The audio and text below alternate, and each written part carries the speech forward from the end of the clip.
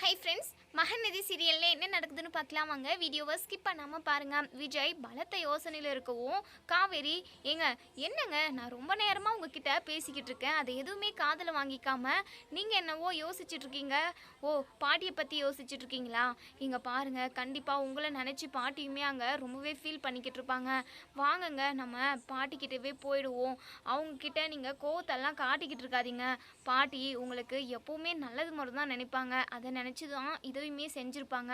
தயவு செஞ்சு பாட்டி செஞ்சது எல்லாத்தையுமே மறந்துட்டு நம்ம திரும்பவும் நம்ம வீட்டுக்கே போயிடுவோமா அப்படின்னு சொல்லவும், என்ன காவேரி லூசுத்தனமாக பேசிக்கிட்டு இருக்க? நான் அதை பற்றி யோசிக்கவே இல்லை, அதை பற்றி நான் யோசிக்கவும் மாட்டேன், சரியா அப்படின்னு சொல்கிறாங்க. என்னங்க நீங்கள்? ஆமாம் காவேரி, நான் வேற ஒரு விஷயமா யோசிச்சுட்டு இருந்தேன் அப்படின்னு சொல்லவும், என்ன விஷயம்? அப்படி என்ன விஷயம், முக்கியமான விஷயம் அப்படின்னு சொல்லி கேட்கவும், அதுவா எனக்கு முக்கியமே யார்? நீயும் என் குழந்தையும் தானே. உங்கள் ரெண்டு பேரை பற்றி தான். உங்கள் ரெண்டு பேருக்கு என்னெல்லாம் நான் வாங்கி கொடுக்கணும், அதுக்கு எனக்கு ஒரு வேலை வேணும், அதுக்கு ஏதாவது தொழில் ஸ்டார்ட் பண்ணலாமா அப்படின்னு சொல்லிட்டு பயங்கரமாக யோசிச்சுட்ருக்கேன். என்ன பண்ணுறதுன்னு எனக்கு மூளைக்கு எட்டவே இல்லை. எப்படி பண்ணி என்ன வேலை செஞ்சு உங்கள் ரெண்டு பேரையும் நான் நல்லபடியாக வாழ வைக்க போகிறேன்னு எனக்கு தெரியல. ஆனால் கண்டிப்பாக உங்கள் ரெண்டு பேரையும் நான் ரொம்ப நல்லா பார்த்துக்கணும். அதுக்காக தான் இப்போது நான் நிறைய யோசிச்சுட்ருக்கேன் என்ன பண்ணலாம் அப்படின்னு நம்ம விஜய் சொன்னதும், காவேரி என்னங்க நீங்கள்? ஆமாம் காவேரி, என்கிட்ட இப்போது ₹1 கூட இல்லை. இனிமேல் நான் சம்பாதிச்சா மட்டும்தான் உங்களுக்காக ஏதாவது வேணும்னா கூட வாங்கி கொடுக்க முடியும் அப்படின்னு சொல்லிட்டு பயங்கரமாக யோசிச்சுட்ருக்காங்க.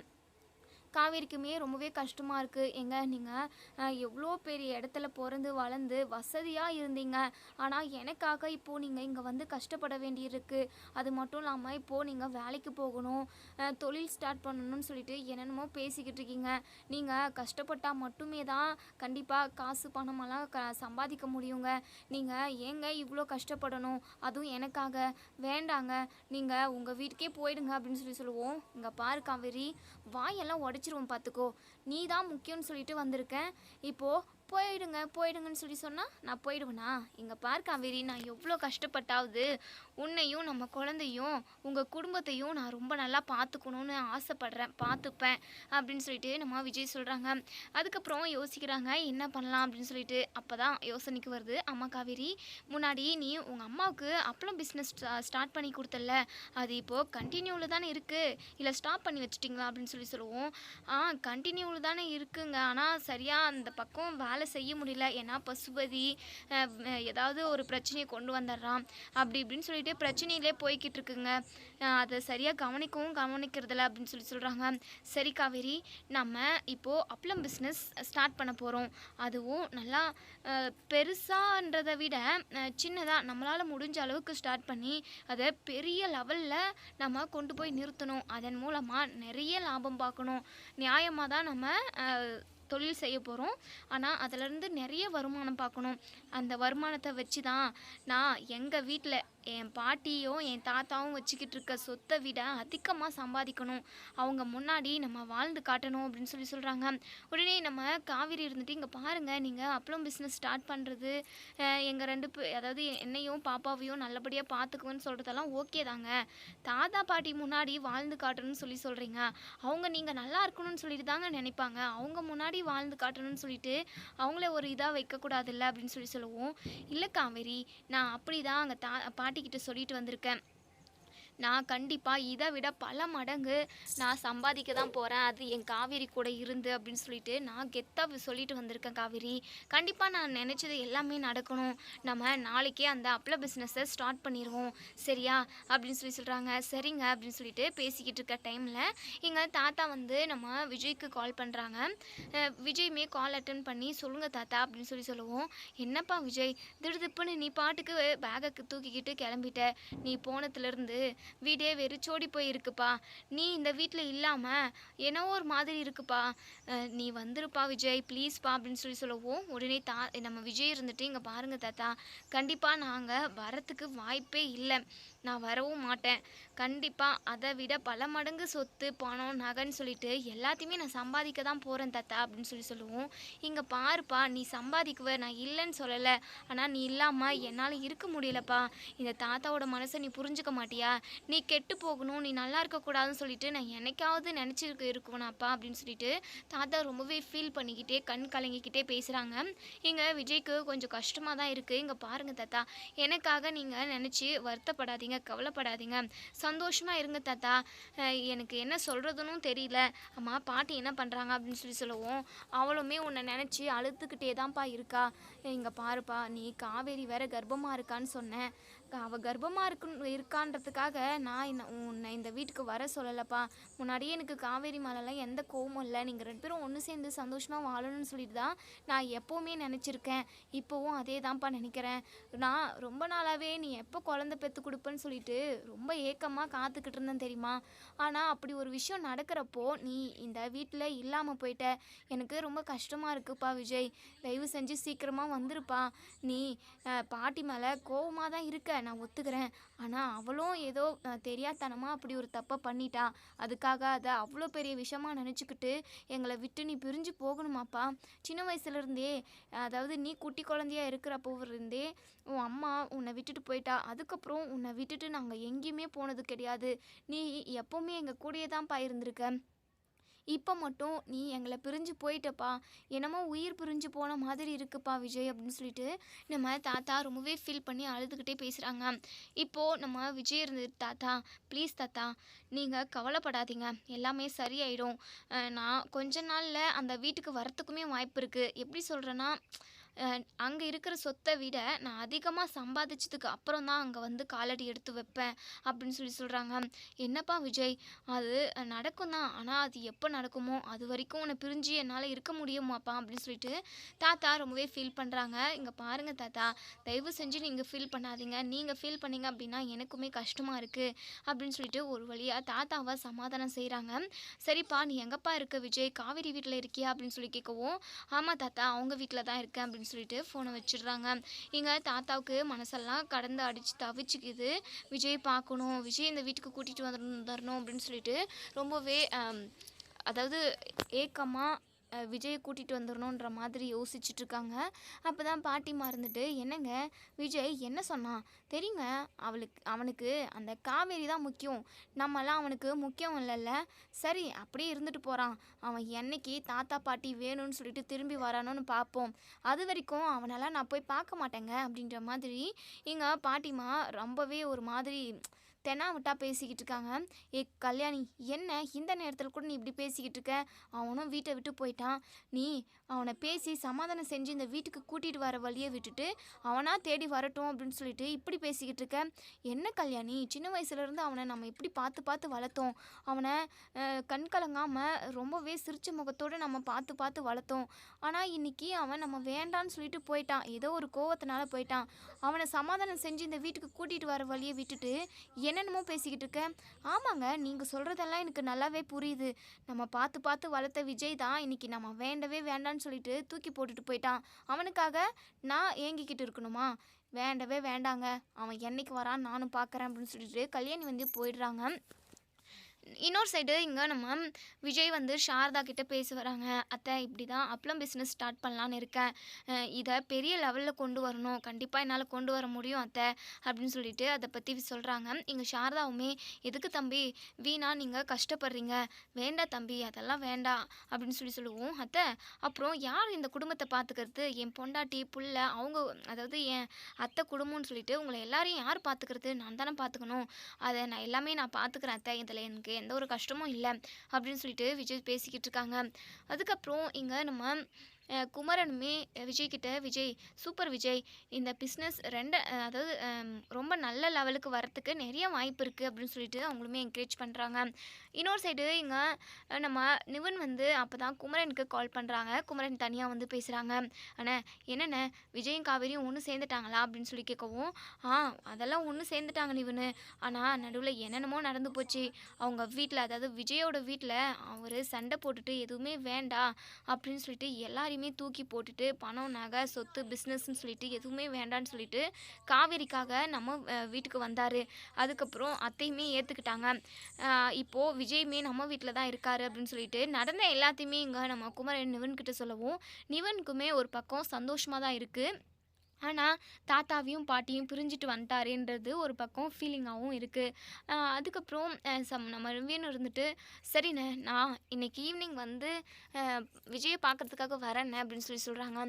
சரிடா நிவின்" அப்படின்னு சொல்லிட்டு ஃபோனை வச்சுடுறாங்க. பக்கத்துல யமுனா இருந்துட்டு, "என்ன நிவின், என்னமோ குமரன் மாமா கிட்ட நீங்க பேசிக்கிட்டு இருந்தீங்க" அப்படின்னு சொல்லி கேட்கவும், ஆமா, ஆமா.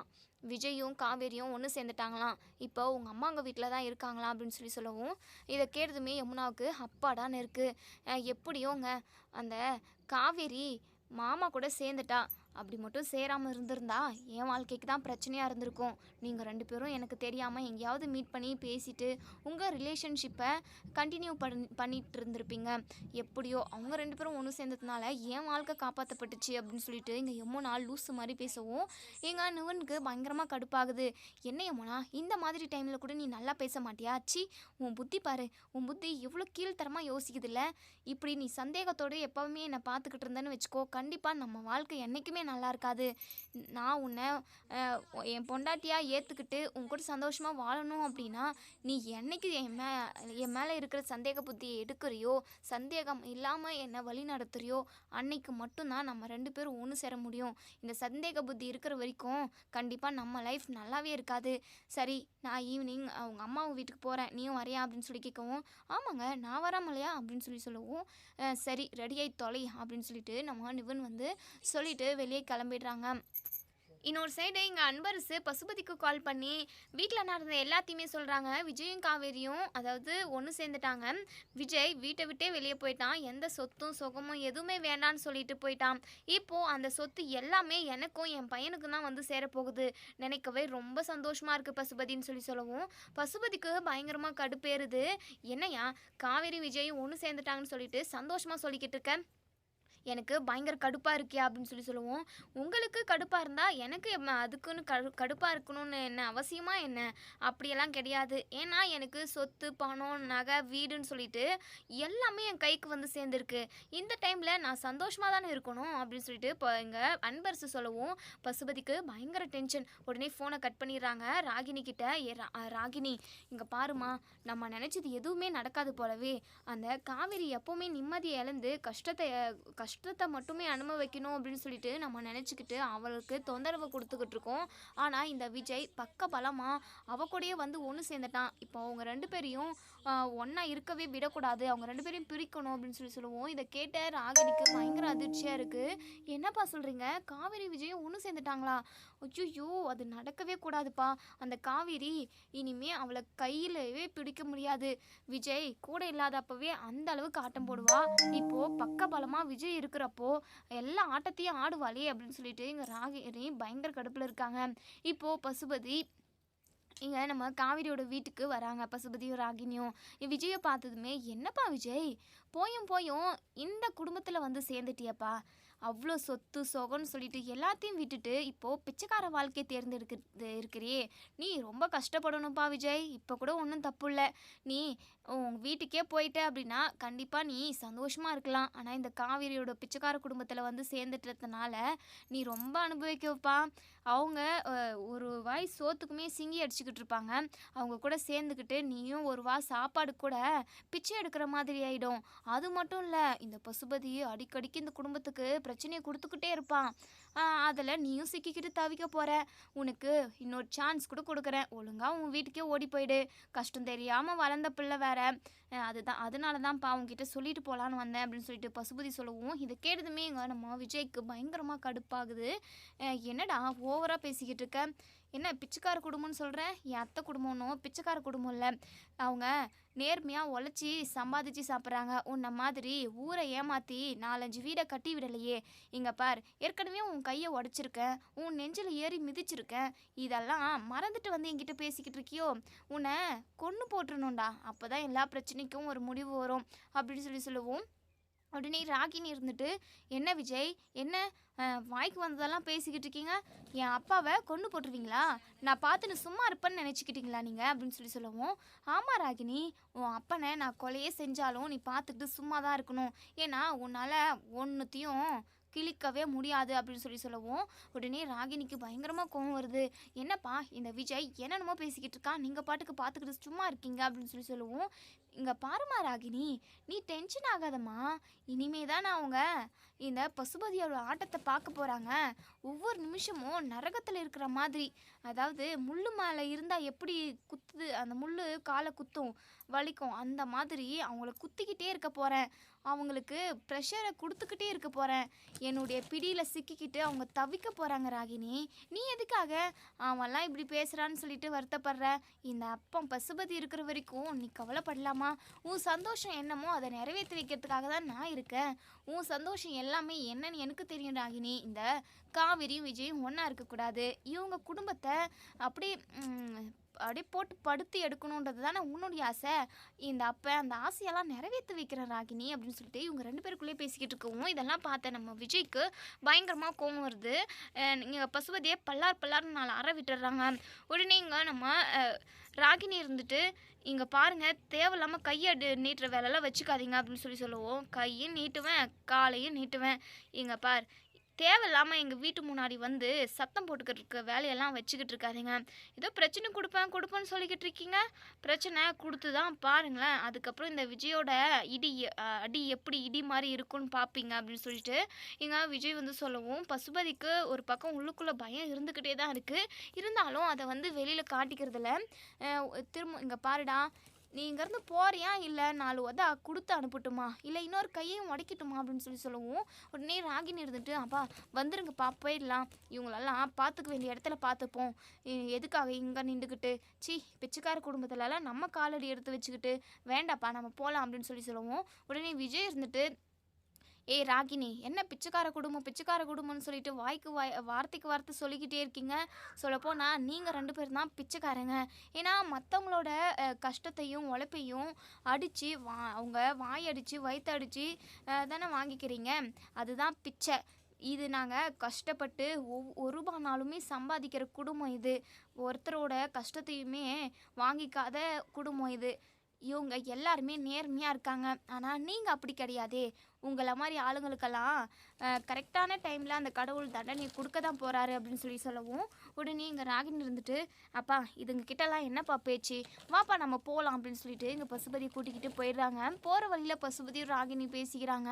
அப்பா என்னப்பா இந்த விஜய் என்னென்னமோ பேசுகிறான்ப்பா, இனிமேல் அந்த காவேரி அடக்கவே முடியாது, எப்படிப்பா அந்த காவேரியை பழி வாங்குறது அப்படின்னு சொல்லவும், இங்கே பாருமா ராகினி, அதை நினச்செல்லாம் கவலையே படாத, பார்த்துக்கலாம். மறுநாள் காலையில் நம்ம விஜயும் காவேரியும் ஒரு இடத்துக்கு போகிறாங்க. அதாவது அப்பளம் பிஸ்னஸ் ஸ்டார்ட் பண்ணுறதுக்கு ஏதாவது ஒரு ரூம் மாதிரி ரோடு ஓரத்தில் கிடைக்குமா அப்படின்னு சொல்லிட்டு வாடகைக்கு போயிட்டு எல்லா இடத்துலையும் விசாரித்து பார்க்குறாங்க. ஒரு இடம் வந்து கிடைக்குது. அந்த இடத்த வந்து பேசி முடித்து அதுக்கப்புறம் அதை எல்லாமே ரெடி பண்ணுறாங்க. மிஷினுமே வைக்கிறாங்க, அப்பளம் போடுறதுக்கு மிஷினு அது இதுன்னு அதுக்கான தேவையானது எல்லாமே ரெடி பண்ணுறாங்க. இப்போது அதில் ஒரு லேடி ஆட்களுமே ஒரு 4-5 பேர் வைக்கிறாங்க. கூடவே நம்ம காவேரியும் விஜயும் சேர்ந்து வேலை செய்யலான்ற மாதிரி பேசிக்கிட்டு இருக்காங்க.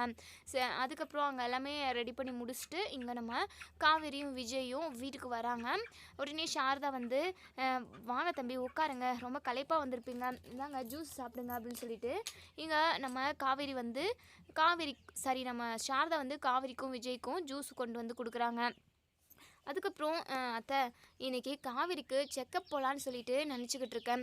செக்கப் போயிட்டே ரொம்ப நாள் ஆகிடுச்சு, போன மாதம் போனது, இந்த மாதம் நாளைக்கு வர சொல்லியிருக்காங்க அப்படின்னு சொல்லவும், சரிங்க தம்பி போயிட்டு வாங்க அப்படின்னு சொல்கிறாங்க. அதுக்கப்புறம் இங்கே நம்ம காவேரியும் விஜயும் ரூமுக்குள்ளே போயிட்டு ரெஸ்ட் எடுக்கிறாங்க. ரொம்பவே டயர்டாக இருக்குது அவங்களுக்கு. அதுக்கப்புறம் மறுநாள் காலையில் இங்கே நம்ம காவேரியும் விஜயும் ஹாஸ்பிட்டலுக்கு போகிறாங்க. டாக்டர்கிட்ட பார்த்தும் பேசுகிறாங்க. நம்ம காவேரிக்கு ஸ்கேனுமே பண்ணுறாங்க. ஸ்கேனில் நம்ம விஜய் அவங்க குழந்தைய பார்க்குறாங்க. ரொம்பவே சந்தோஷமாக இருக்குது.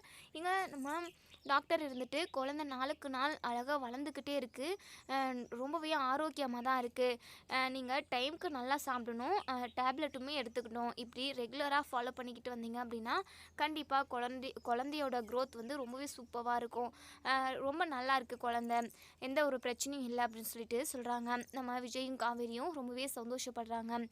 அதுக்கப்புறம் வீட்டுக்கு கிளம்பி வர வழியில் இங்கே பசுபதி வந்து பார்க்குறாங்க. என்ன இதுங்க ரெண்டும் ஹாஸ்பிட்டல்லேருந்து வெளியே போகிறாங்க அப்படின்ற மாதிரி. அங்கே போய் ஹாஸ்பிட்டலில் விசாரிக்கிறப்போ தான் தெரிய வருது காவேரி வந்து ப்ரெக்னெண்ட்டாக இருக்காங்கன்ற விஷயம். இதை கேட்டதுமே எங்கள் பசுபதிக்கு பயங்கரமாக டென்ஷன் ஆகுது. ராகினி, என்னம்மா இந்த காவேரி கர்ப்பமாக இருக்காலுமே, ஃபஸ்ட்டு அந்த கர்ப்பத்தை இல்லாமல் பண்ணணும், அப்போ தான் அவங்களுக்கு கொடுக்குற பெரிய வழியாக இருக்கும் நமக்கு. ஏன்னா அவங்க வந்து எப்படிப்பட்ட பிரச்சனையுமே சால்வ் பண்ணுறதுக்கு ரெடியாக தான் இருக்காங்க. நம்ம குழந்த விஷயத்தில் நம்ம ஏதாவது ஒன்று பண்ணோம் அப்படின்னா கண்டிப்பாக அவங்க ரொம்ப ஆழ்ந்த கஷ்டத்துக்கு போகிறதுக்கு நிறைய வாய்ப்பு இருக்குது. அந்த காவேரி அழுந்தழுந்தே செத்துடணும், அந்த அளவுக்கு அது மரணமாக இருக்கும் அப்படின்னு சொல்லிட்டு இங்கே பசுபதி வந்து அதாவது நம்ம காவேரியோட குழந்தைய வந்து கலைக்கணும் அப்படின்னு சொல்லிட்டு பேசிக்கிட்டு இருக்காங்க. அப்படி காவேரியோட குழந்தைக்கு எதுவும் ஆகக்கூடாது, இந்த பசுபதியால் எந்த பிரச்சனையும் வந்துடக்கூடாது, அப்படியே அவன் பிரச்சனை கொடுத்தாலுமே நம்ம விஜய் வந்து அதை தூள் தூளாக பண்ணிடணும்னு நினைக்கிறவங்க இந்த வீடியோக்குள்ள கமெண்ட் பண்ணி தெரிவிங்க. இன்னொரு சைடு இங்கே நம்ம விஜயும் காவேரியும் வீட்டுக்கு போனதுமே இங்கே சாரதா வந்து, என்னப்பா டாக்டர் என்ன சொன்னாங்க, குழந்தை நல்லா இருக்கா அப்படி இப்படின்னு சொல்லிட்டு கேட்குறாங்க. நல்லா இருக்கத்த, குழந்தை ரொம்ப நல்லா ஆரோக்கியமாக இருக்கா அப்படின்னு சொல்லி பேசிக்கிட்டு இருக்காங்க. அப்போ தான் நம்ம தாத்தா வந்து வராங்க. தாத்தாவை பார்த்ததுமே நம்ம விஜய் அப்படியே ஒரு மாதிரி அதிர்ச்சியில் பார்த்துக்கிட்டு இருக்காங்க. உடனே காவேரி, வாங்க தாத்தா வந்து உட்காருங்க வாங்க அப்படின்னு சொல்லி கூப்பிட்றாங்க. நம்ம தாத்தா வந்து உட்கார்றாங்க. விஜயை பார்த்து கண் கலங்குறாங்க, அழுகுறாங்க. உடனே காவேரி, என்ன தாத்தா கண் கலங்குறீங்க, அழுகாதீங்க ப்ளீஸ் தாத்தா, நீங்கள் இப்படி இருக்கிறத பார்த்தா எனக்கு ரொம்ப கஷ்டமாக இருக்குது அப்படின்னு சொல்லவும் உடனே நம்ம தாத்தா இருந்துட்டு, இல்லைம்மா காவேரி, எவ்வளோ பிரச்சனை வந்தாலும் தாங்கிக்கலாம், ஆனால் விஜய் தான் எங்கள் சந்தோஷமே, அவன் இல்லாமல் நான் எப்போவுமே இருந்ததில்லம்மா, எங்கேயாவது வெளியூர் போயிருந்தா திரும்ப வந்துடுவான்ற ஒரு இதில் இருக்கலாம், இப்போது வரவே மாட்டான்னு சொல்லிட்டு தெரிஞ்சா எனக்கு எவ்வளோ கஷ்டமாக இருக்கும், அவன் இல்லாமல் என்னால் இருக்க முடியலம்மா, மனசுக்கு ரொம்ப ரொம்ப கஷ்டமாக இருக்குமா காவேரி, இந்த மாதிரி டைமில் இப்போது நீ கர்ப்பமாக இருக்க, இந்த மாதிரி டைமில் நீயும் விஜயும் ஒன்றும் சேர்ந்து சந்தோஷமாக இருக்கணும் தான், ஆனால் நம்ம வீட்டில் இருந்தால் அது நல்லா இருக்கும்ல அப்படின்னு சொல்லிட்டு எங்கள் தாத்தா வந்து ரொம்பவே கண் கலங்குறாங்க. விஜய்கிட்ட, எப்படிப்பா இருக்க விஜய், நீ நம்ம வீட்டை விட்டு வந்து 3 நாள் ஆகுதுப்பா, உன்னை பிரிஞ்சு இருக்கவே முடியலப்பா, எனக்கு என்ன பண்ணுறதுன்னு தெரியல, அதனால தான் கிளம்பி நேராக இங்கே வந்துட்டேன்ப்பா அப்படின்னு சொல்லிட்டு எங்கள் தாத்தா அழுதுகிட்டே பேசுகிறாங்க. உடனே சாரதா இருந்துட்டு, இங்கே பாருங்கய்யா, கண் கலங்காதீங்க, ஃபஸ்ட்டு இந்த தண்ணி குடிங்க அப்படின்னு சொல்லிட்டு தண்ணி கொடுக்குறாங்க. இப்போது தாத்தா சாரதா கிட்டே, இங்கே பாரு சாரதா, என்னால் விஜயை விட்டு இருக்க முடியல, விஜயும் காவேரியும் எங்கள் வீட்லேயே இருக்கட்டுமே, நீ விஜய்க்கு புத்திமதி சொல்லி அவனை எங்கள் வீட்டுக்கே அனுப்பி வச்சிருமா அப்படின்னு சொல்லவும், ஐயா நான் முன்னாடியே அவர்கிட்ட சொல்லிட்டேன், நீங்கள் உங்கள் வீட்டில் இருக்கணும், சின்ன வயசுலேருந்து உங்களை எடுத்து வளர்த்தவங்க பண்ணவங்க உங்கள் மேலே பாசமாக தான் இருப்பாங்க, ஏதோ அப்படி பண்ணிட்டாங்க, அதுவும் தப்பு தான், இருந்தாலும் நீங்கள் அவங்களெல்லாம் விட்டுட்டு இங்கே வந்து இருக்கிறது ரொம்ப தப்புங்க தம்பின்னு சொல்லிட்டு நான் முன்னாடியே சொல்லிட்டேங்க ஐயா, ஆனால் என் பேச்சை அவர் கேட்குற மாதிரி தெரியல அப்படின்னு சொல்லிட்டு இங்கே நம்ம சாரதாவுமே சொல்கிறாங்க. நம்ம தாத்தாவுக்கு என்ன பண்ணுறதுன்னே தெரியல, எப்படியாவது விஜயோட மனசை மாற்றி நம்ம வீட்டுக்கு கூட்டிகிட்டு போயிடணும் அப்படின்னு சொல்லிட்டு நினைக்கிறாங்க.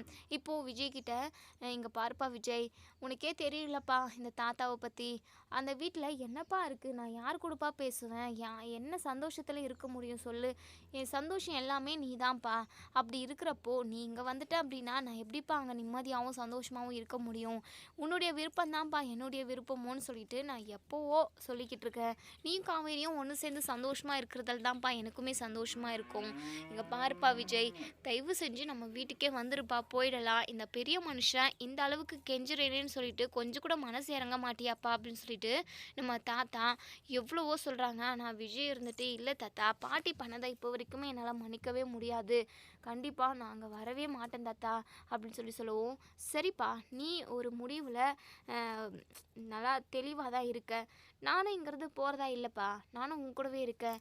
ஏம்மா சாரதா, நானும் இந்த வீட்டில் இருக்கலாம்ல, ஏதோ ஒரு மூலையில் நானும் இருந்துட்டு போகிறேனே அப்படின்னு சொல்லுவோம். ஐயோ ஐயா, என்னய்யா இப்படியெல்லாம் பேசுகிறீங்க, நீங்கள் இந்த வீட்டில் தாராளமாக இருக்கலாம், ஆனால் விஜய் அந்த வீட்டில் இருக்கிறது தான் எனக்குமே சந்தோஷமாக இருக்கும். ஏன்னா அவங்க அதாவது வளர்த்தவங்கள செஞ்சவங்கள விட்டுட்டு வர்றது ரொம்ப தப்பு தான். அவருக்கு சொல்லியும் பார்த்தாச்சு, அவர் கேட்க மாட்டேங்கிறா. ஐயா ஐயா நான் என்ன பண்ண முடியும்?